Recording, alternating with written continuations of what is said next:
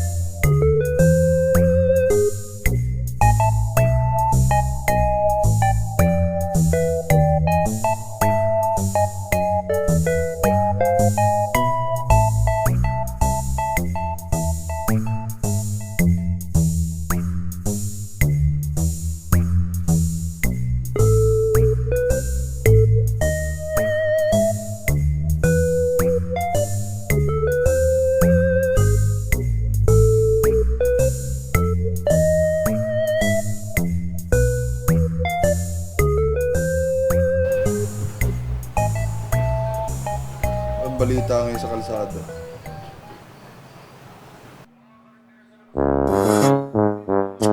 Ang mukha ng kotse ko to Kotse ko to Sino nagbebenta nito? Nas! Sino nagbebenta ng kotse ko? Hindi ko alam. Ewan ko. Puta 1-2? Binibenta 1-2? Sino to? Uno Nips. Sino tong Uno? Sino tong Uno Nips? Ina talaga. Ano kayang pwedeng pagkakitaan ngayon, no? Ang mahal na ng lahat ng bilihin. Bigas, ulam, lalo gas. Tingnan mo magkano gas ngayon, no? Sinabi nila bumaba na raw yan eh. Pero tingnan mo magkano pa rin yan. Bumaba ng piso. Kung ikaw, anong naisip mong pagkakakitaan? Kasi parang gusto mo na rin, umiligal na lang. Ang hirap pag legal eh, no? Oo nga eh. Ito, okay din to. Nakikita mo to, yung mga... Ito, may mga vlogger na tumutulong sa mga driver. 675. Ako na nagbayad kuya. Thank you, salamat. Oo. Para ano kuya, ang ginagawa kasi namin kuya, parang pay it forward. So para maipasa mo yung kabutihan, ang ginagawa namin, pinapasa namin yung kabutihan para ikaw ipasa mo rin yung kabutihan sa iba. Nagbibigay ng Tulong, ayuda. Hindi, yung pamasahe ba, kunwari, bibigay niya 500, 1,000, tapos keep the change. Baka pwede natin gawin to kasi, tingin mo, baka sagot sa kahirapan to, pwede ko gawin to.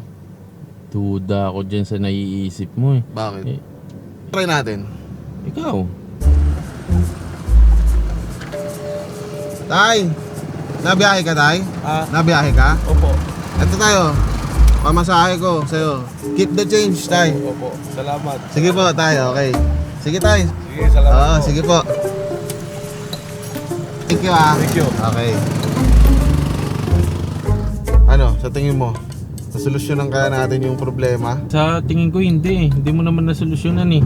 Masaya naman si tatay, nakita mo sa Oo video, nga. kitang-kita dito, nakangiti si tatay. Nagpasalamat, ano, Oo ba't nga, kinokontra mo? nagpasalamat. Hindi ko kinokontra. Ang sinasabi ko, hindi mo nasolusyonan yung problema. Eh bukas pa rin, mahal pa rin ang gasolina eh. Yung 500 ba makakaano ng gasolina? Makakababa ba kinabukasan? Hindi naman eh. Hindi mo naman nasolusyonan yung problema nila eh. Ha? Ang problema nila? Sino ba nagsabing problema nila yung susolusyonan ko?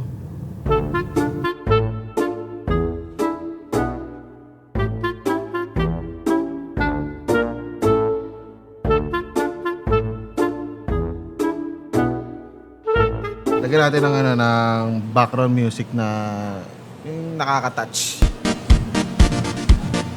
Diba? Diba?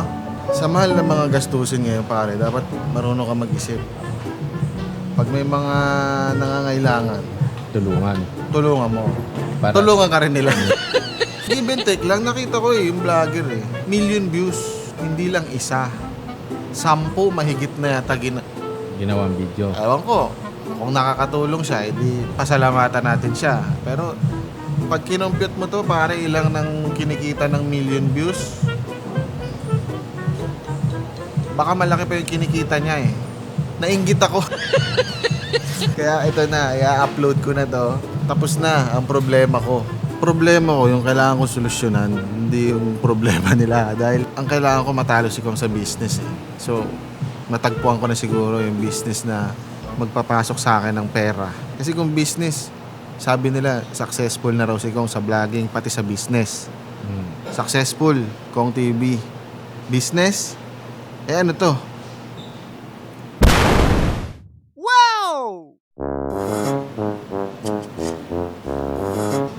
Paano mo ipapaliwanag sa akin to? Sige nga, dating milyonaryo, nagtinda ng shawarma. Paano? Ayaw na mag-content eh. Ayaw na mag-upload.